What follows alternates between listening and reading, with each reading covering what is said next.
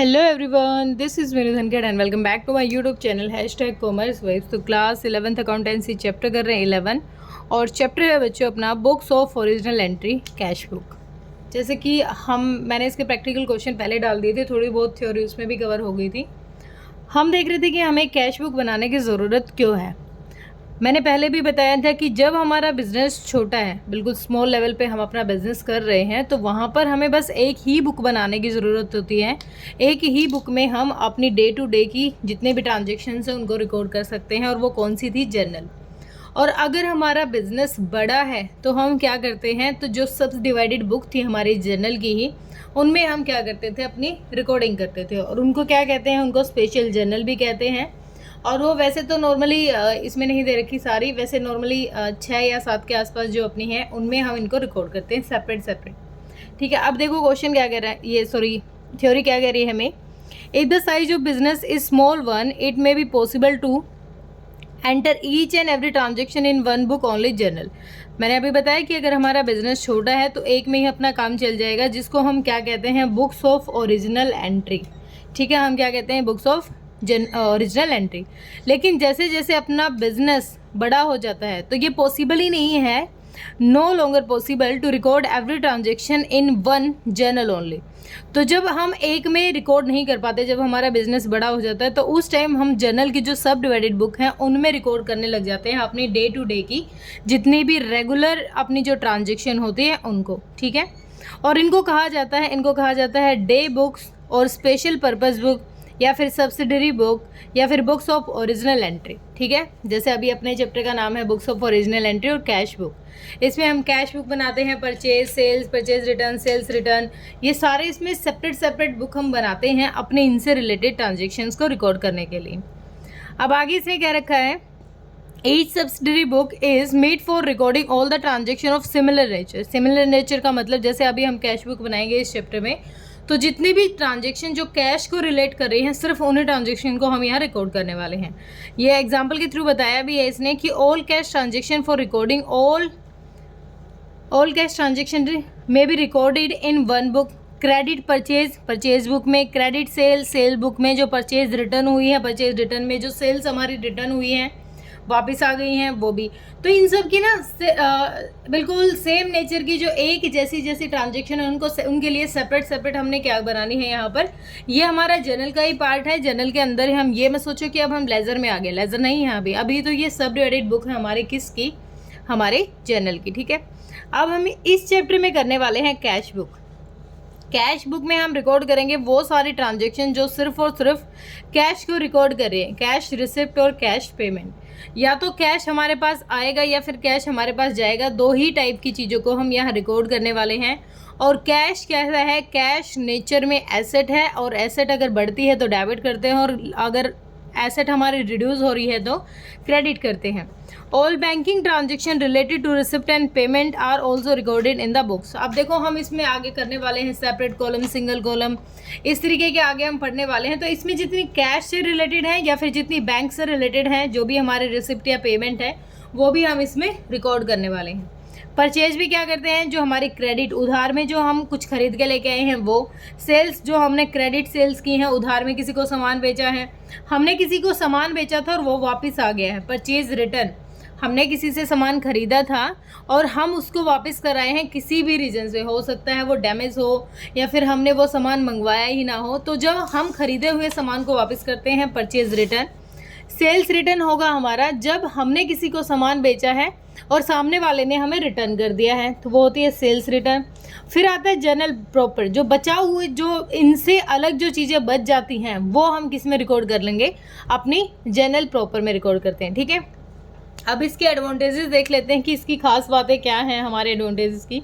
Division of work according to ability, यहाँ पर अब ये हमें अलग से पता चल जाता है कि एबिलिटी के अकॉर्डिंग हम इसमें क्या करते हैं, वर्क को डिवाइड करके दे देते हैं। कैसे, there will be 8 subsidiary books. अब हमारी जर्नल की 8 हैं, कौन कौन सी हैं, इसमें 6 तक दे रखी हैं, एक बिल रिसीवेबल और बिल्स पेबल इसमें नोट नहीं है।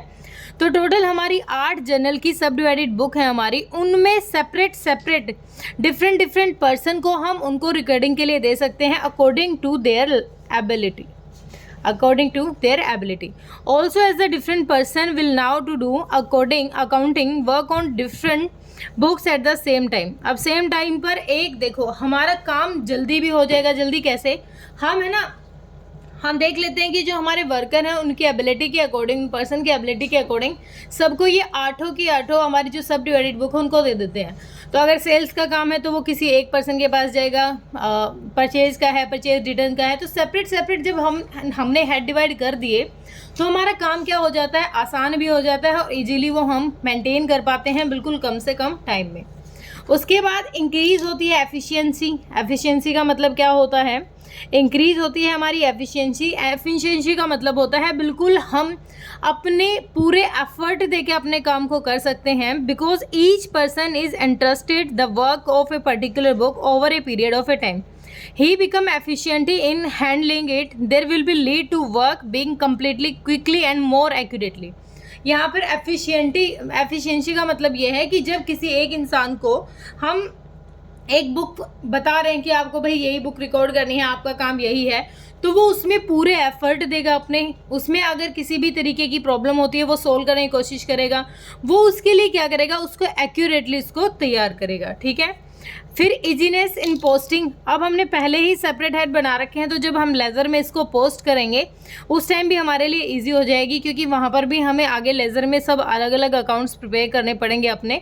तो उस टाइम भी वो क्या होगा, ठीक है, हमारे लिए इजी होगा, क्योंकि सारी जो एक जैसी नेचर की हैं वो एक जगह रखी हुई है और उनको पोस्ट करने में इजी आसानी हमें रहेगी. अब इजीनेस इन चेकिंग करने में भी हमें बिल्कुल कोई भी एरर होगा इजीली पता चल जाएगा कि कैश बुक में एरर आ रहा है या फिर हमारा परचेज में, सेल्स में, किस में है, वो एरर भी हमारा डिडक्ट किया जा सकता है.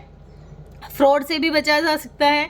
बिल्कुल सारी इन्फॉर्मेशन एक ही प्लेस पे होगी, full information at one place. कैसे, अगर मैं सिर्फ कैश से रिलेटेड ट्रांजेक्शन देखना चाहती हूँ तो मेरे को पता चल जाएगा कि ड्यूरिंग द मंथ मेरे पास कैश की रिसिप्ट इतनी थी और पेमेंट इतनी थी और अभी मेरे पास कैश इन हैंड कितना है या फिर कैश एट बैंक कितना है. फ्लेक्सिबल है. फ्लेक्सिबल कैसे है, क्योंकि हम इसमें हर टाइप की अलग अलग ट्रांजेक्शन इसमें यूज़ कर रहे हैं और ये बिल्कुल नेसेसरी नहीं है कि ये सारी की सारी चीज़ें कोई भी बिजनेसमैन बनाए कि ये 8 की 8 सब डिवाइडेड बुक है. हर बिजनेसमैन को बनानी ज़रूरी है. इसमें से जो उसके लिए नीडेड है बस वो उसी को तैयार करे. Fixation of responsibility. अब सबके पास अपनी अपनी सेपरेट हेड है तो वो सबकी रिस्पॉन्सिबिलिटी बन गई है कि अपने अकाउंट्स को अच्छे से तैयार किया जाए. ठीक है. अब इसके बाद देखिए भाई कैश बुक क्या है. अच्छे से अब कैश बुक के बढ़ेंगे, क्योंकि कैश बुक के क्वेश्चन तो मैं करवा चुकी हूँ 10-11 के आसपास. थोड़े से ही क्वेश्चन रहते हैं, पेटी कैश के रहते हैं, वो हम कर लेंगे. अब देखो कैश बुक क्या है, मैंने अभी बताया था बेटा. कैश बुक जिसमें कैश से रिलेटेड ट्रांजेक्शन को हम रिकॉर्ड करेंगे. ऐसी ट्रांजेक्शन जो कैश की रिसिप्ट हो या पेमेंट हो. पेमेंट मतलब हमारे पास से आउटफ्लो हो, कैश हमारे पास जा रहा हो. रिसिप्ट मतलब कैश का इनफ्लो, कैश हमारे पास से आ रहा हो. तो इस तरीके की जितने भी ट्रांजेक्शन है वो हम इसमें रिकॉर्ड करेंगे. और इसके लिए कोई ज़रूरी नहीं है कि हम बिल्कुल इसमें हम कोई भी उधार की चीज़ें इन्वॉल्व नहीं करेंगे. इसमें सिर्फ उन्हीं चीज़ों को रिकॉर्ड करेंगे जो कैश की फॉर्म में है. ठीक है. अब देखो ये क्या है, एक प्रिंसिपल बुक है, ये बता रखी है इसने. तो ड्यूल पर्पज़ हम इसको अभी यूज़ करेंगे. जैसे हम 1 मिनट पढ़ लेते हैं. कैश बुक अचीव्स ए ड्यूल पर्पज़. ड्यूल पर्पज़ का मतलब क्या होता है, ड्यूल एस्पेक्ट हम पढ़ चुके हैं कि अगर एक एंट्री एक जगह इफेक्ट करेगी तो वो दूसरी जगह भी अपना इफेक्ट डालेगी. It is both a subsidiary books of original entry and a particular principal book. When a cash book is maintain, transaction of cash are not recorded in the journal. अब cash book prepare कर ली हमने तो journal में हमें record करने की ज़रूरत नहीं है, क्योंकि जर्नल में भी तो हमें रिकॉर्ड करनी होती है. और जब हमने पहले ही बना ली है कैश बुक तो कैश से रिलेटेड जितने ट्रांजेक्शन हो वो कैश बुक में डालेंगे, हमें जर्नल में उनको नहीं डालना है. पहली बार ही हमारी कहाँ रिकॉर्ड होगी, कैश बुक में होगी, जर्नल में तो होगी ही नहीं. तो ये भी क्या है, अपनी बुक्स ऑफ ओरिजिनल एंट्री है. ठीक है. लेकिन ये कब प्रिपेयर की जाएगी, हमारा जो कैश बुक है वो एक सब डिवाइडेड जर्नल की है. हम यहाँ पर कैश अकाउंट नहीं बना रहे, क्योंकि कैश अकाउंट प्रिपेयर किया जाता है लेज़र में. यहाँ पर बिल्कुल अच्छे से बता रखी है ये बात.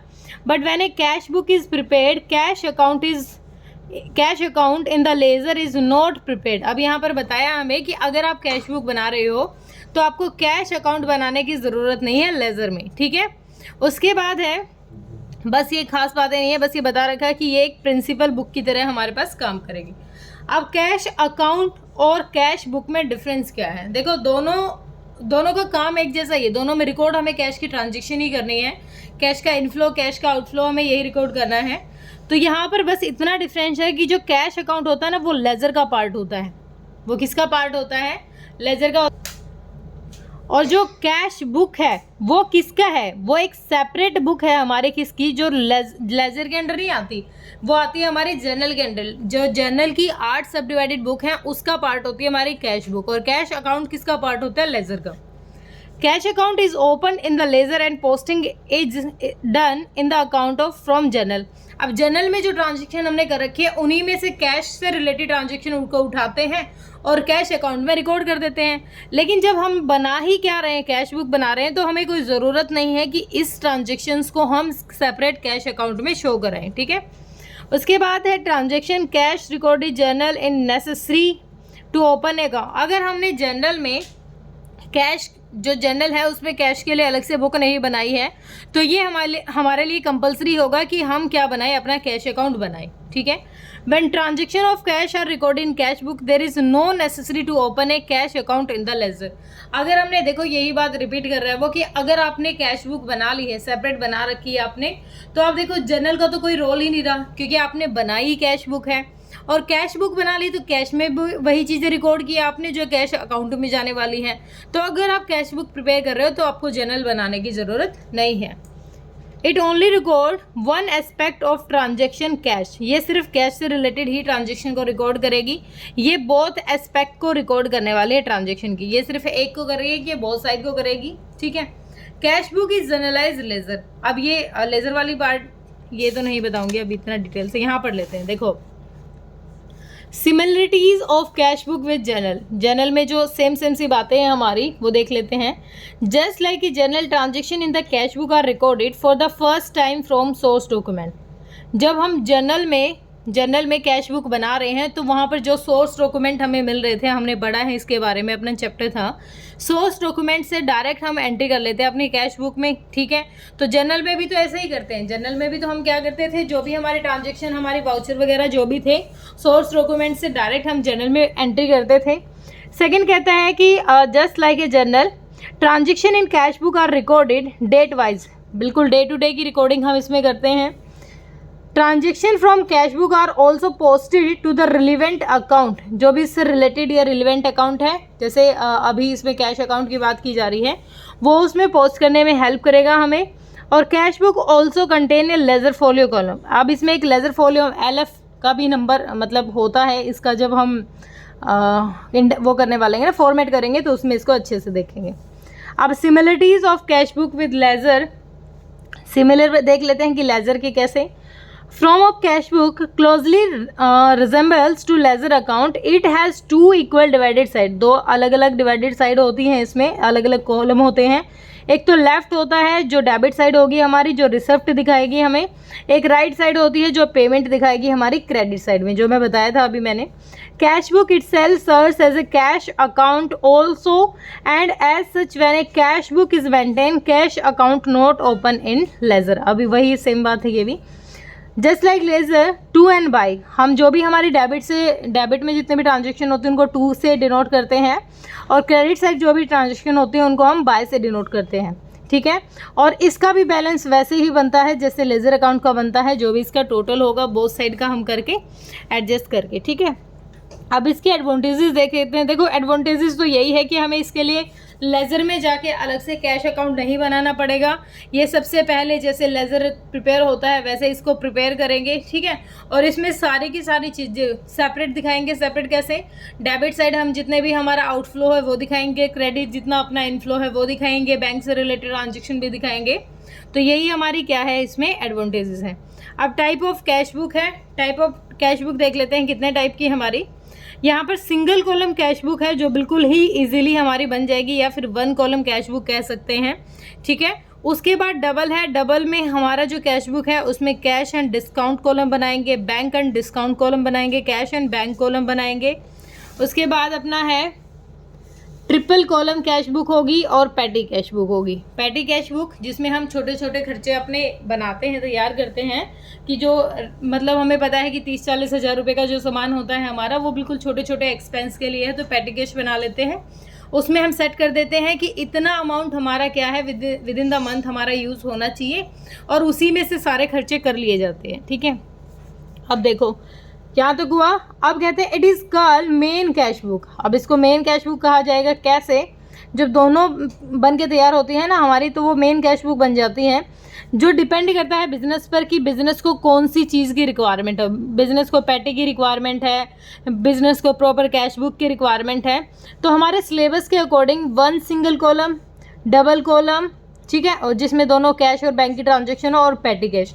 ये बाकी डिस्काउंट वगैरह को हम डिस्कस नहीं करने वाले हैं इस चैप्टर में। इस चैप्टर में 3 ही चीज़ें बनानी हैं, सिंगल कॉलम, डबल कॉलम, और डबल कॉलम में कौन सी, जिसमें कैश और बैंक की ट्रांजेक्शन हो, और पैटी कैश। पैटी कैश मतलब ये अपने लिए एसेट की तरह ही वर्क करती है। इसमें अपने जो छोटे छोटे एक्सपेंस होते हैं उनको हम क्या करेंगे बताती हूँ, उसको आगे देखते हैं। देखो सिंगल कॉलम कैश बुक, देखो हमें पता चला है, देखो कितने अच्छे से फॉर्मेट बना हुआ है। 2 साइड है अपने यहाँ पर, एक ये डेट यहाँ पर, एक यहाँ पर। ये सिंगल कॉलम है। सिंगल मतलब अगर कुछ अपने पास से गया है तो उसका पूरा रिकॉर्ड रखेंगे यहाँ पर। डेट, पर्टिकुलर रिसिप्ट है जो भी अपने पास, सॉरी आया है अपने पास, जो भी हमारा वाउचर नंबर है, एलएफ है, या फिर जितना भी अमाउंट हमने रिसीव किया है, ये सेपरेट हो गया, बिल्कुल सेपरेट ही इधर है। तो सिंगल कॉलम हो गया कि जिस दिन जो ट्रांजेक्शन हुई है उसको सेपरेट रिकॉर्ड करेंगे, जो हमारे पास से गया है, जिस दिन गया है वो रिकॉर्ड हम यहाँ पे करेंगे।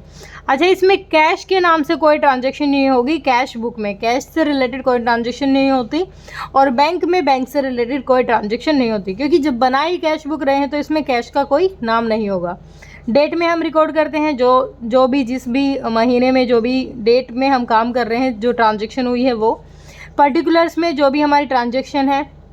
वाउचर नंबर आप पढ़ चुके हैं, जो भी हमारे सोर्स डॉक्यूमेंट थे, जो भी सपोर्टेड हैं, जो बताते हैं कि ये ट्रांजेक्शन कहाँ से उठ के आई है। उसके बाद एलएफ अपना पेज नंबर देखते हैं कि कहाँ से ये पोस्ट कर रहे हैं, वो अमाउंट जितने का उस पर अफेक्ट पड़ रहा है। तो ये हमारा कैश बुक है। कैश बुक एक एसेट है, और एसेट किस पे काम करती हैं? Debit word comes in, credit word goes out. तो जो आ रहा है उसको डेबिट करेंगे, ये हमें पता ही है, और जो जा रहा है हम उसको क्या कर देंगे? क्रेडिट कर देंगे। ठीक है, आगे है If opening balance is cash book is given, it will be written on debit side of the cash book to balance BD। तो इसमें कौन सा रूल काम किया है यहाँ पर हमारा? इसमें ट्रांजेक्शन कौन से काम करेगी? हमारा rule debit word comes in, credit word goes out. मतलब जो आ रहा है उसको डेबिट करो, जो जा रहा है उसको क्रेडिट कर दो। ठीक है, उसके बाद cash received is recorded in the debit side. जो हमारे पास से आएगा कैश उसको डेबिट करेंगे, जो जाएगा, जो कैश हम पे करेंगे उसको क्रेडिट करेंगे। ठीक है, अगर हमें ओपनिंग बैलेंस दे रखा है तो टू बैलेंस बीडी दिखाएंगे, अपने पास जो भी बैलेंस होगा। और कैश हमारी एक एसेट है, और एसेट का ऑलवेज डेबिट बैलेंस होता है, तो ऐसा कभी नहीं होगा कि कैश का ओपनिंग बैलेंस नहीं होगा। ठीक है, बैंक का हमारा फेवरेबल हो सकता है, बैंक का डेबिट बैलेंस भी हो सकता है और क्रेडिट बैलेंस भी हो सकता है, लेकिन कैश का हमेशा ही कौन सा बैलेंस होगा? हमारा डेबिट बैलेंस होगा। उसके बाद है सिंगल कॉलम, और ये सारी चीज़ें हम आगे करने वाले हैं। डिस्काउंट वगैरह को हम अवॉइड करेंगे। इसमें एक सेपरेट नोट दे रखा हमें, देखो जितना भी डिस्काउंट अलाउ होगा, डिस्काउंट रिसीव होगा, या फिर कोई कैंसलेशन होगी डिस्काउंट की, या कोई डिसऑनर हो जाएगा, कोई भी चेक हमारा डिसऑनर हो जाएगा, will be recorded through journal proper. ये जनरल प्रॉपर के थ्रू रिकॉर्ड किए जाएंगे, इसमें सेपरेट हम इनको नहीं दिखाएंगे। ठीक है, when a cash book is maintain, cash account is not open in the ledger. वही बात इसने दोबारा डाल दी है। अब ये हमें एग्जाम्पल के थ्रू बता रहा है कि आगे हमें कैसे करना है। Balancing of cash book and carry forward. Cash book बनाएंगे और जो बैलेंस बच जाएगा उसको अगले ईयर के लिए कैरेट फॉरवर्ड करेंगे। वो क्वेश्चन से ज़्यादा समझोगे, इसको आप नहीं क्लियर कर पाओगे। यहाँ पर देखिए क्या कह रहे थे, जो रिसिप्ट थी आपने डेबिट किया, ठीक है, जो पेमेंट थी उनको क्रेडिट किया। जो भी साइड आपकी ज़्यादा जाएगी, जो भी डिफरेंस आएगा, जैसे डिफरेंस आ गया हमारा, क्या आ गया, हमारे एक्सपेंस जितने भी होने के बाद हमारा जो बैलेंस बच गया वो क्या हो जाएगा? By balance CD. इस साल का क्लोजिंग है, बाय बैलेंस सीडी है, लेकिन उसको जब नेक्स्ट ईयर में फॉरवर्ड करेंगे ना, तो अगले साल का क्या होगा? To balance BD. अगले साल उसको जब कैरिड करेंगे। ठीक है, तो ध्यान रखना है, बस ये ज़्यादा कुछ नहीं है। डेबिट के लिए टू होता है और क्रेडिट के लिए बाय यूज़ होता है। अब यहाँ पर ये बात बताई है जो अभी मैंने बताई थी, कैश बुक ऑलवेज शो है डेबिट बैलेंस। कैश बुक हमेशा ही डेबिट शो कराएगी, क्योंकि पहली बात तो ये एक एसेट है, ठीक है। और ऐसा कभी नहीं होता कि बिजनेसमैन खर्चे ज़्यादा कर ले और कैश उसके पास हो ही नहीं।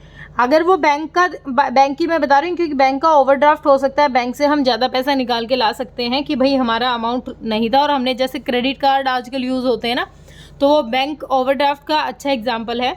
तो यहाँ पर ऐसा कभी पॉसिबल नहीं होगा कि हमारे पास कैश कम था और हमने अपने खर्चे ज़्यादा कर लिए, ठीक है। तो फिर वो क्रेडिट बेस पे होंगी बाकी चीज़ें, तो इसीलिए हमेशा उसका क्या होगा, डेबिट बैलेंस होगा। अब क्वेश्चन हो गए हैं, क्वेश्चन का कोई रोल नहीं है अपना। अच्छा, अब देखो cash discount, it is allow to customer, cash discount allow, cash discount receive, दो चीज़ें होती हैं। अलाउ कर रहे हैं तो हमारे लिए एक्सपेंस और रिसीव कर रहे हैं तो हमारे लिए इनकम है। अगर हम अलाउ करें या रिसीव करें तो दोनों चीज़ों को हमें यहाँ रिकॉर्ड नहीं करना है, क्योंकि हमें सिर्फ उस अमाउंट को रिकॉर्ड करना है जिस पे इफेक्ट। अगर हमने अलाउ किया है तो इसका मतलब हमारे पास कैश कम आया होगा, और अगर हमने रिसीव किया है तो इसका मतलब हमारे पास कैश ज़्यादा आया होगा। तो बस उस कैश को रिकॉर्ड करना है, हमें यहाँ पर किसी भी तरीके के डिस्काउंट के बारे में बात नहीं करनी है। अगले में हमारा कैश डिस्काउंट दे रखा है।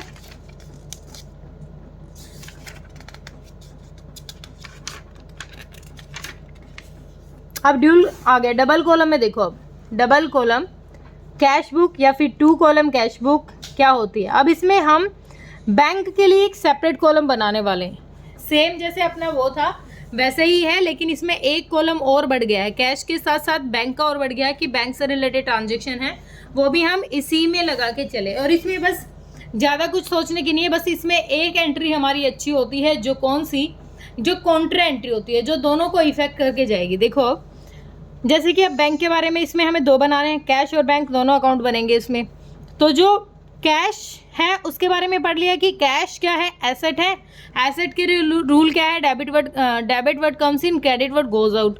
लेकिन बैंक क्या है, बैंक एक पर्सनल अकाउंट, और इसके लिए रूल भी चेंज हो रहा है, डेबिट द रिसीवर और क्रेडिट द गिवर। यहाँ पर जो अपना रूल है वो भी यहाँ पर चेंज हो रहा है। तो हम इस रूल को फॉलो करके बैंक से रिलेटेड जो बातें होंगी उनको रिकॉर्ड करेंगे, और कैश बुक में जो हमारा रूल था उसको करेंगे। ओपनिंग इसका दोनों हो सकते हैं, इसका फेवरेबल बैलेंस होता है, इसका डेबिट भी हो सकता है और क्रेडिट भी हो सकता है। डेबिट होगा तो टू बैलेंस बीडी दिखाएंगे, और क्रेडिट होगा तो बाय बैलेंस बीडी दिखाएंगे। दोनों ही इसमें गिवन है, आप इसको पढ़ लेना। अगर डेबिट बैलेंस है अपना तो टू बैलेंस बीडी, और ओवरड्राफ्ट है तो बाय बैलेंस बीडी, ठीक है। कॉन्ट्रा एंट्री ऐसी एंट्री जो दोनों को इफेक्ट करती हो, जैसे हम बैंक में पैसा जमा करवाने गए हैं या फिर बैंक से विड्रॉ कर लिया, तो उस टाइम कैश हमारे पास आ रहा है और बैंक भी कम हो रहा है। और जब हम डिपॉजिट करवाने गए हैं तो हमारे पास से कैश जा रहा है और बैंक में हमारा अमाउंट बढ़ गया है, तो उस टाइम ना दोनों कॉलम पे असर पड़ेगा, बैंक भी और कैश भी। तो ये होती है कॉन्ट्रा एंट्री, और इसको सी से डिनोट कर देना वहाँ पर सेपरेट कॉलम के लिए, ठीक है। उसके बाद है, बस ये कॉन्ट्रा में यही समझा रखा है। अब देखो इसका फॉर्मेट कैसा है, जैसे अपना वही था सेम वही है, बस इसमें एक कॉलम बढ़ गया, इधर बैंक का उधर भी बैंक का। जैसे अपनी हमने सिंगल कॉलम की थी ना वैसे ही है, लेकिन बस इसमें एक बैंक का कॉलम हमारा बढ़ गया है। अब आगे कुछ बातें दे रखी हैं, जैसे पहले तो हमने बैंक में जमा करवाया पैसा या फिर बैंक में विड्रॉ कर लिया, ये दोनों हमारी बता दी थी। अब देखो यहाँ पर फोर्थ हमें क्या कह रखा है, थर्ड कहाँ गया, फोर्थ, अच्छा, receipt of cheque and bank draft. देखो रिसिप्ट है, कोई चेक में कोई चेक मिला है हमें, या फिर बैंक का ओवरड्राफ्ट है, सारी की सारी चीज़ें इसमें हमारी इफेक्ट डालेंगी। लेकिन एक चीज़ का ध्यान रखना है, अगर कोई हमें चेक मिल गया और वो सेम डे डिपॉजिट करा दिया, अगर सेम डे डिपॉजिट करवाया है तो ही उस ट्रांजेक्शन को रिकॉर्ड करेंगे, अदरवाइज उसको चेक इन हैंड से शो करा देंगे। जैसे यहाँ पर पहले ही केस में है कि उसी दिन पैसा जमा नहीं करवाया, अगर हमें जो बैनर्जी है इससे कोई चेक मिला था और सेम डे हमने डिपॉजिट नहीं करवाया, तो हमने उसको चेक इन हैंड का नाम दे दिया। लेकिन जब नेक्स्ट डे हम इसको डिपॉजिट करवाने जाएंगे ना, तो हम क्या करेंगे, बैंक हमारा डेबिट हो जाएगा, bank account debit to cheque in hand, ठीक है। चेक इन हैंड से वो क्या हो जाएगा, क्रेडिट, जब उसको जमा करवा दिया जाएगा, ठीक है। उसके बाद है पेमेंट बाय चेक। चेक से कोई पेमेंट हो रही है तो हमारा बैंक है जो वो कम हो रहा है, तो बाय बैंक। कोई डिसओनर हो गया है, मतलब किसी से चेक मिला था और किसी भी रीजन से, हो सकता है इन्फॉर्मेशन कंप्लीट नहीं है या फिर हो सकता है उसके बैंक में पैसा ही नहीं है, डिसओनर हो गया हो, तो उसकी रिवर्स एंट्री कर देंगे। अगर पहली बार हमने एंट्री की थी, उससे पैसे मिले थे उसके नाम से, जैसे चेक मिला था तो bank account debit to Ram या श्याम जो भी नाम है, तो उस टाइम हमने डेबिट साइड दिखाया था टू राम अकाउंट। अब उसको ख़त्म कर देंगे क्योंकि वो डिसऑनर हो गया है, तो बाय राम अकाउंट करके सेम अमाउंट से उसको ख़त्म कर देंगे। ठीक है। अब कैश डिस्काउंट का यहाँ कोई रोल नहीं है, डिस्काउंट से हमें कोई मतलब नहीं है। बैलेंसिंग सेम वही है, इसके फेवरेबल हो सकता है डेबिट और क्रेडिट जो भी होगा। अगर इसका डेबिट बैलेंस के अकॉर्डिंग चल रहा है तो बाई बैलेंस सीडी आएगा। ठीक है, उसको नेक्स्ट ईयर में हम फॉरवर्ड कर देंगे। लेकिन अगर इसका ओवरड्राफ्ट ज़्यादा जा रहा है तो टू बैलेंस सीडी भी आ सकता है भाई इसका। ठीक है, वो हमारा नेक्स्ट ईयर के लिए दोबारा से अपना क्रेडिट बैलेंस हो जाएगा। ठीक है, एक बार देख लेती हूँ थ्योरी कुछ और है तो। अच्छा, amount withdraw for personal use, personal use के लिए पैसा निकाला है हमने बैंक से, तो ड्राइंग है, पैसा तो निकल ही रहा है, ड्राइंग हो जाएगी। एंडोर्समेंट ऑफ चेक, अगर किसी को हमने एक पर्सन के पास से कोई चेक था और उसको बैंक में डिपॉजिट नहीं करवाया और उसको किसी और इंसान को दे दिया, तो उसका यहाँ कोई रोल नहीं है। जब तक बैंक में वो पैसा जमा ना हो जाए या जब तक बैंक से वो पैसा निकल ना जाए, वो हम इसमें शो नहीं कराएंगे। ठीक है, देखो एंट्री के थ्रू समझा रखा है। पहले एक चेक मिला, बैंक में नहीं जमा करवाया तो cheque in hand to Arun हो गया। अब अरुण ने किसी और को दे दिया हो वो चेक, अब किसी और को मिल गया, विशाल को मिल गया, तो बैंक कहाँ, बैंक ने तो कहीं काम ही नहीं किया है, यहाँ पर इसको रिकॉर्ड ही नहीं करेंगे। बैंक चार्जेस, बैंक होता है वो अपनी सर्विसेज के बदले में चार्ज करता है जो भी उसके बैंक होल्डर होते हैं उनसे। तो ये बैंक चार्जर क्या है, एक एक्सपेंस है, इसको क्या दिखाएंगे, बाय बैंक चार्जेस से हम इसको दिखा देंगे। ठीक है, एक एक्सपेंस ही है क्योंकि बैंक ने चार्ज किया है ये पैसा उसके अकाउंट से। डिसऑनर के लिए बता चुकी हूँ। Amount directly deposit to customer into our bank, customer ने डायरेक्ट बैंक में जमा करवा दिया तो उसी के नाम से रिकॉर्ड कर देंगे हम।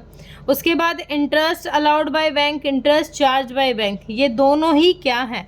अब इंटरेस्ट अलाउ करेंगे, अलाउ किया है बैंक ने, तो उस टाइम क्या होगा, बैंक के पास क्या होगा, पैसा आएगा, बैंक के पास से पैसा जाएगा तो इंटरेस्ट अलाउड क्रेडिट हो जाएगा बैंक। ठीक है, और अगर बैंक ने चार्ज किया तो बैंक के पास आ जाएगा, बैंक क्या हो जाएगा, डेबिट हो जाएगा। ठीक है, अब आगे देख लेते हैं थ्योरी का पार्ट।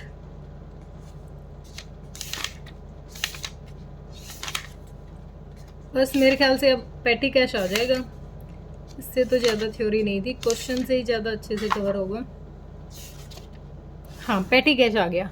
पेटी कैश में क्या होता है, देखो सपोज करो आपको पता है जैसे घर पे मम्मी राशन लेके आते हैं, जो मम्मी या पापा जो भी है, तो उनको पता है कि इस मंथ में ना 30,000 रुपये का सामान हमें लगेगा।